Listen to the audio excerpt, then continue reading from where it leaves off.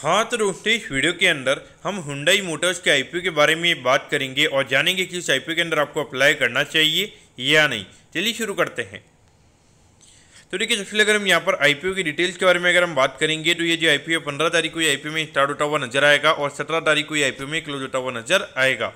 अब अगर हम बात करेंगे तो ये जो आईपीओ ये इंडिया का अभी तक का सबसे बड़ा आईपीओ में यहाँ पे नजर आता है। इसकी अगर हम इशू साइज की अगर हम बात करेंगे अराउंड 27,000 करोड़ के लगभग का आईपीओ का इशू साइज हमें यहाँ पे नजर आता है। और ये पूरा पैसा में यहाँ पे कंपनी का ऑफर फॉर सेल है, यानी कि जो कंपनी की जो पेरेंट कंपनी है जिसका नाम भी हुंडई है, यानी कि जो इनकी बाहर की कंपनी है, उनके पास में ये पैसा में जाता हुआ नजर आएगा। और अभी ये जो कंपनी जो अभी लिस्ट हो रही है ये हुंडई मोटर्स इंडिया वाला बिजनेस है, यानी कि जो इंडिया के अंदर इनकी जो भी यहाँ पे कार वगैरह बिकती है तो उसके रिगार्डिंग जो भी इनको यहाँ पे रेवेन्यू और जो प्रॉफिटेबिलिटी होती है उसके रिगार्डिंग ये बिजनेस हमें यहाँ पे लिस्ट होता नजर आ रहा है।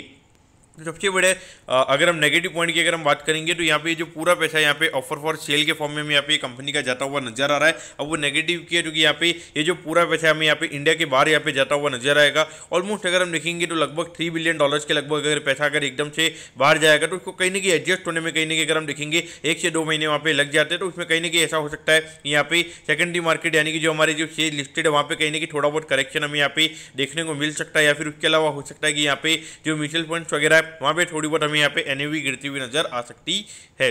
अगर हम प्राइस बैंड के बारे में अगर हम बात करेंगे तो 1960 रुपीज़ पर शेयर पे कंपनी में शेयर देती हुई नजर आ रही है। और एक लॉट के अंदर सिर्फ हमें यहाँ पे 7 शेयर के लॉट शेयर हमें यहाँ पे कंपनी का नजर आता है, यानी कि अगर आपको एक लॉट के लिए अप्लाई करना है तो यहाँ पे 7 शेयर के लॉट शेयर के अंदर यहाँ पर आपको अप्लाई करना पड़ेगा।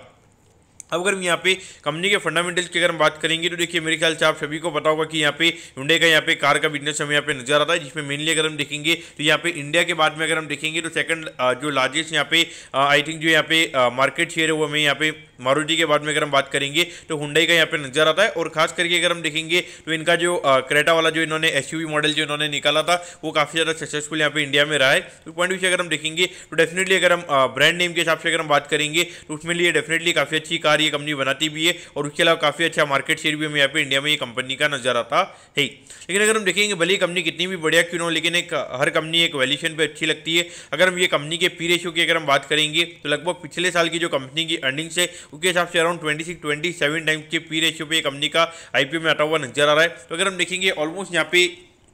ये सेक्टर में सबसे हाईएस्ट पी रेशियो पे में यहाँ पे महिंद्रा एंड महिंद्रा ट्रेड होती हुई नजर आ रही है। अगर हम उसके पी रेशियो की अगर हम बात करेंगे अराउंड 32 के पी रेशियो पे वो कंपनी ट्रेड होती हुई नजर आ रही है। तो इस पॉइंट से अगर हम देखेंगे अगर ये महिंद्रा एंड महिंद्रा के पी रेशियो पे भी अगर ये कंपनी जाती है तो वहाँ पे लगभग 10 से 15% से ज़्यादा का अपसाइड हमें यहाँ पे कंपनी के अंदर नजर नहीं आता है। और उसके अगर हम देखेंगे तो इतना बड़ा इशू साइज है जहाँ पर अगर हम देखेंगे ऑलमोस्ट 70 लाख यहाँ पे ये कंपनी के अंदर रिटेल एप्लीकेशन से। तो पॉइंट से अगर आप बात करोगे अगर बजाज जहाँ पे प्रीमियम की अगर हम बात करेंगे 100% के लगभग जहाँ पे प्रीमियम था, वहाँ पर अगर हम रिटेल एप्लीकेशन की अगर हम बात करेंगे तो अराउंड वहाँ पे 60 लाख के लगभग हमें रिटेल एप्लीकेशन आती हुई नजर आई थी। तो मुझे लगता है कि जहाँ पे इसका प्रीमियम की अगर हम बात करेंगे, हार्डली अगर हम ग्रे मार्केट की अगर हम बात करेंगे तो 150 रुपये के लगभग का ग्रे मार्केट हमें यहाँ पे ये कंपनी का नजर आता है। यानी कि ग्रे मार्केट ये बोल रहा है कि 10% से भी कम के प्रीमियम पे ये कंपनी हमें खुलती हुई नजर आएगी। तो पॉइंट से अगर आप देखोगे तो ऐसे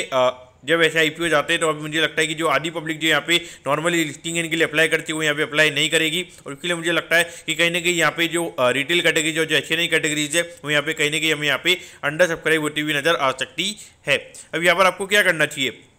तो देखिए, अगर आपका long term point of view है तो उस पॉइंट ऑफ व्यू अगर आपका व्यू है तो मेरे हिसाब से यहाँ पे लिस्टिंग हो जाए उसके बाद ही मेरे ख्याल से यहाँ पर आपको बेचना चाहिए। अब मैं ऐसा क्यों बोल रहा हूँ, क्योंकि देखिए इतना बड़ा आईपीओ का साइज है और जहाँ पर अगर हम देखेंगे जो ईरान इजराइल वाला जो वॉर चल रहा है तो वहाँ पर अगर कुछ भी अगर सिनेरियो चेंज हो जाता है, अगर एकदम से अगर हम देखेंगे और अभी अगर मार्केट की भी अगर हम बात करेंगे अराउंड 5 से 6% मार्केट हमारी यहाँ पे गिरी हुई है, थोड़ी सी रिकवरी हमने देखी है। तो ऐसे पॉइंट ऑफ व्यू से अगर आप बात करोगे, अगर बाई चांस अगर जी ये कंपनी की लिस्टिंग है और अगर हमें निफ्टी में 200-300 पॉइंट की करेक्शन अगर हमें देखने को मिलती है तो वहाँ पे सीधा 10 से 15% के नीचे ये कंपनी हमें खुलती हुई नजर आ सकती है। और इतना बड़ा आईपीओ तो वहाँ पे सब लोग यहाँ पे बेचने को आएंगे और इतने बड़े इशू के अंदर इतनी ज़्यादा लिक्विडिटी अगर अवेलेबल नहीं होती है मार्केट के अंदर तो वहाँ पे ये इशू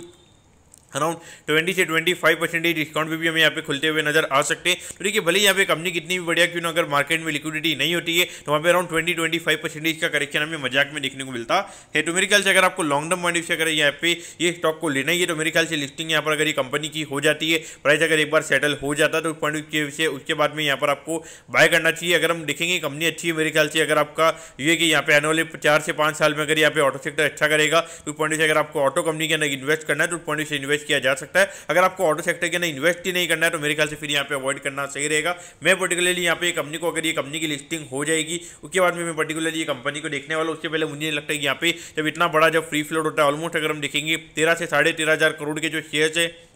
वो यहाँ पे कंपनी पब्लिक के बारे में जाते हुए नजर आएंगे। तो ये सब लोग हमें लिस्टिंग के दिन बेचते हुए नजर आएंगे। तो इसीलिए जब इतना 5 से 6 हज़ार करोड़ की डिमांड अगर ये